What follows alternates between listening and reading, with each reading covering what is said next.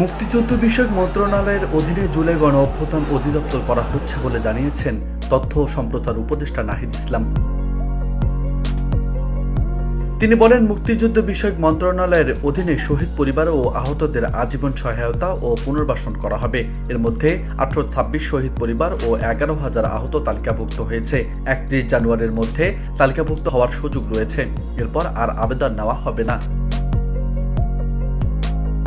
সোমবার রেল মন্ত্রণালয়ের 3 উপদেষ্টার সঙ্গে জুলাই শহীদ স্মৃতি ফাউন্ডেশনের বৈঠক শেষে এই সিদ্ধান্ত জানানো হয়। তথ্য উপদেষ্টা আরও জানিয়েছেন, শহীদ পরিবার ও আহতদের জন্য 637 কোটি 80 লাখ টাকা অর্থ সহায়তা দেওয়ার সিদ্ধান্ত হয়েছে। এর মধ্যে প্রথম ধাপে জানুয়ারি মাসে 232 কোটি 60 লাখ দেওয়া হবে।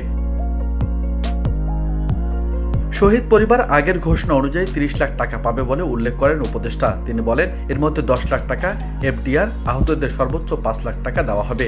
প্রতি মাসে শহীদ পরিবার ও আহতরা মাসিক ভাতাও পাবেন।